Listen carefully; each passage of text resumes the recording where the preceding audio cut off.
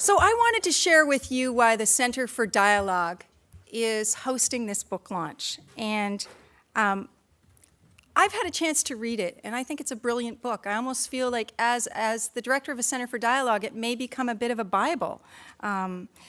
It's fundamentally a book about the power of dialogue. And I think what Jim has done is what many of us would love to do, which is to go around the world and speak to some of the best minds on dialogue, on debate, on the power of cleaning up our public square through our heart, through our mind, through our spirituality, through our psychology. It's an incredible feast to read this book. I am Miles Richardson. I am Kilsly Kaji Sting of the Eagle clan of Joth of the Haida Nation.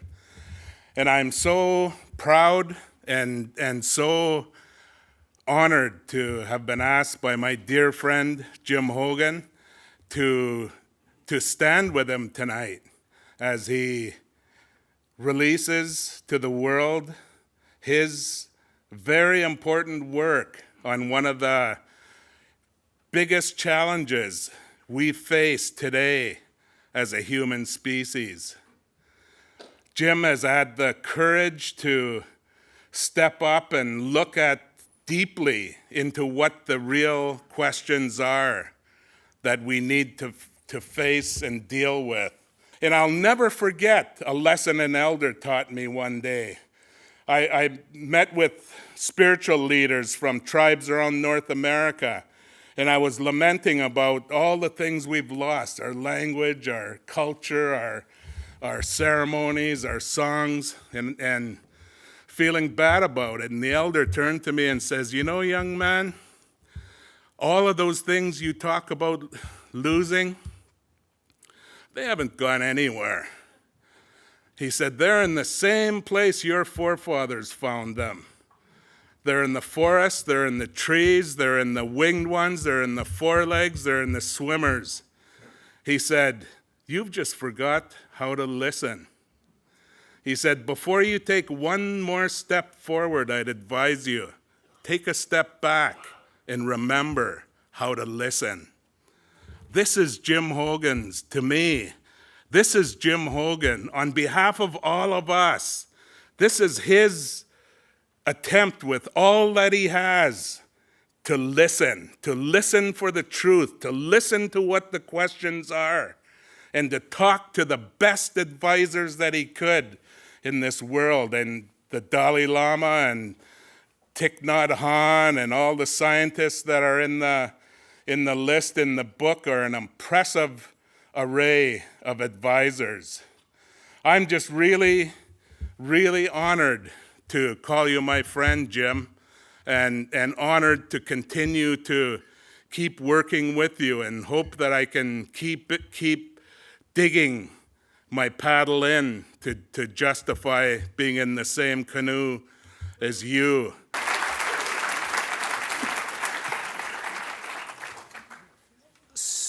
So thank you so much, Miles. I'd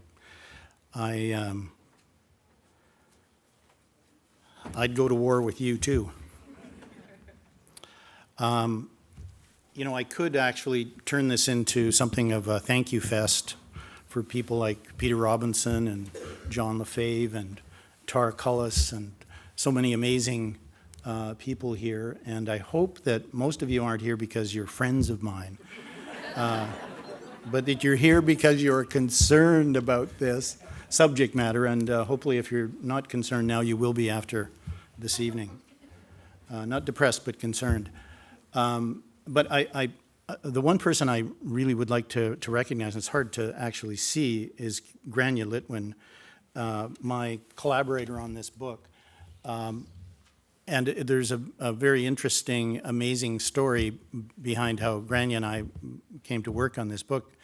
Her mother taught me how to do my first press conference, and actually basically taught me the kind of beginnings of public relations many, many years ago.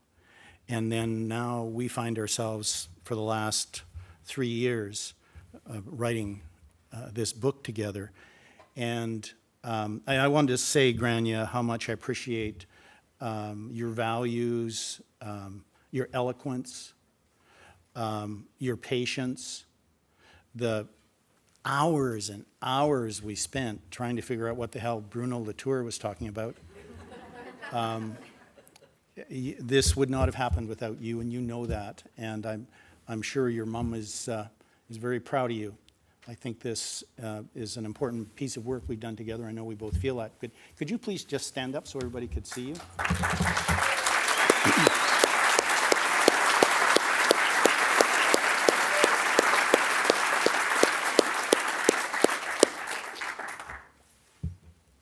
Just like we can pollute the natural environment, we can pollute public conversations. And I think that we polluted in the way that Miles just pointed out. We're really not very good at listening. And I would be one of the first people to plead guilty to that myself. There's a lot of things that get in the way of listening: anger, self-righteousness.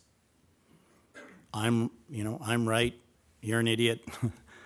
And it's something I think that we need to explore and we need to get better about, because these problems that are stalking us, not just climate change, but the destruction of our oceans, the pollution of the air and water around us, the mistreatment of people around us, the injustice that we see in the world that we do so little about.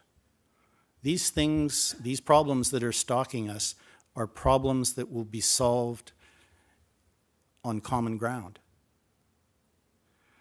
One of the people I talked to in the book was this amazing man named Peter Senge, who is one of the world's leading social systems thinkers. He teaches at MIT, and he said that when he was a young man, one of the reasons he got involved in social systems thinking was because he came to realize that one of the big problems for the human race is that we create systems that get out of control and that we don't actually know how to manage. And we have all of these systems that are just kind of beyond our capacity to deal with. And one of the reasons, like he's not much of an advocate for advocates, because he thinks that rather than fighting with people who resist, that what you should be doing is looking for where change is happening and going and helping it. And that's the kind of wisdom that I ran into just over and over and over again. It's very difficult to even start to talk about this because of, when the first draft of the book was 130,000 words. And not every person of the 70 people that I spoke to even made it into the book. I go public on something that I care deeply about, and someone criticizes me. First I start to think, well, they're wrong. But it doesn't take very long that I start to think, well, what are they up to? Why are they continuing to criticize me on this? So they become wrongdoers. And as they persist, eventually they become enemies. And then the advocacy trap slams shut. And you end up being more interested in defeating the enemy than you are in the issue that you basically started to work on to begin with. And so we have a polluted public square. Now, one of the areas that I have to apologize for on behalf of my industry is this groupish righteousness problem. It's not just something that's accidental. People in my industry not only advise clients to call Hillary Crooked Hillary or Ted Cruz Lion Ted, and by ad hominem attacks, creating a highly polarized, hateful conversation. They also try to get to massage certain issues or scientific information, which is the area that I'm interested in, massage that into having a partisan meaning. And then what happens is you have this kind of division of teams. But I tend to get angry at unfairness. I get really angry at unfairness when people lie, when cheat in public discourse. It really, for some reason, I don't know why, but it does. So anyway, I sit in this course, me and 600 other people, and he would come in. Almost every time he came in, he would have a conversation about anger. And I felt like he was talking to me. Me personally, the things he would say, it was like he was like inside my head. And it was very interesting for me. So at the end of this whole session, I had a chance to sit down with him. I was just absolutely thrilled. I had actually been working on the questions for 3 weeks. And he'd approved all the questions, and we're sitting there. And as we're actually going up to the stage, because it was all being filmed, so there's David Suzuki, there's Gregor Robertson, Thich Nhat Hanh, and me, and Thich Nhat Hanh is sitting right here. And when he looks at you, it's sort of like he's like peering right into the recesses of your soul, right? And so David said, so Thich Nhat Hanh knows what the questions are? And I said, yes, they're all approved and everything like this. And he puts his hand on my shoulder and he said, from the heart. And I thought, what the hell does that mean? Does that mean I throw all my questions away? I just spent 3 weeks going back and forth. So we end up sitting down and we have this amazing conversation. Miles was there. And Thich Nhat Hanh said to David and Gregor and me that we needed to bring spirituality into the world of protecting the environment. And he said, you don't need to tell people they're destroying the planet. They know they're destroying the planet. You need to deal with the despair. And I was like, oh, really? Okay, well, that's interesting. I don't know how I deal with that. I can hardly deal with my own despair, let alone anybody else's, right? And so, but as he was talking to me, I thought, is he saying that we should just go meditate? You know, because he was also talking about the inner ecology, the importance of taking the board out of your own eye before you work on the speck in someone else's. He didn't say that, but that's the kind of thing I was thinking when it's the idea, I think. And so I said, look, Ty, I was speaking to one of your monks the other day, and he told me that in one of your monasteries that you put up pictures of police who were abusing the nuns and monks in the monastery on your website to shame them. Now that sounds to me like activism. You're not saying we shouldn't be activists, are you? And he looked at me and he said, speak the truth, but not to punish. Speak the truth, but not to punish. So I thought, oh my God, like, how can somebody say so much in so few words? And as I walked off stage, you know, and here I'm still all thinking about Marshall Gantz and polarization or lack of polarization and how does it all fit together. So I have been thinking, I realized after a while, first my wife said to me, now you heard what he said, right? You heard what he said? And I thought, yeah, I heard what he said. I just don't understand what he said. And so I started thinking about it and I thought, oh my God, I have just been given a Zen koan by one of the most important Zen masters of our generation. And I've been studying Buddhism since I was in my early 20s. So this was a special moment for me. So I started to, I don't know if all you know what a Zen koan is, but a Zen koan is basically, it's like a puzzle that Zen students are given to think deeply about. That not only did I have Thich Nhat Hanh putting his hand on my shoulder saying,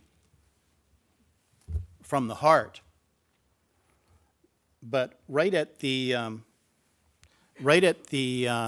end of the interview with the Dalai Lama in Dharamsala, he pointed and tried to touch my forehead with his finger, and he said, we like to think the Western mind is more sophisticated, but I think the Tibetan heart might be stronger. Maybe if we take the Tibetan heart and the Western mind and we pull them together, we can start to fix these problems. And I was so impressed by Marshall Gantz that I actually ended up taking like a 4 or 5, almost done. So a 4 or 5 month course from him, and big part of the course was on public narrative. And he said, public narrative is all about emotional dialogue. And it's in the emotional dialogue that we find the agency and the values that allow us to spark change. It's not in factual information. Information is important. Facts are important. That's not what brings about change. These powerful narratives come from deep within us. Miles should be up here talking about this more than me. But this is where change really happens, is in these deep stories, the stories of Moses, the story of David and Goliath. We need to tell stories that are shaped with what you might call pluralistic advocacy. That they're generous, they're inclusive, they don't demonize, they invite, and they invite people into having conversations about what we're concerned about, what's important to all of us. Not fighting all the time. It just drains the energy out of everyone. People just stop paying attention. I don't know if you know John Robinson, but he's this very cool communications guy who just moved from UBC to the University of Toronto, and I just spent quite a bit of time with him, and we had this kind of amazing conversation about narrative. And I realized something else that I'd learned, and that is, I'd forgotten,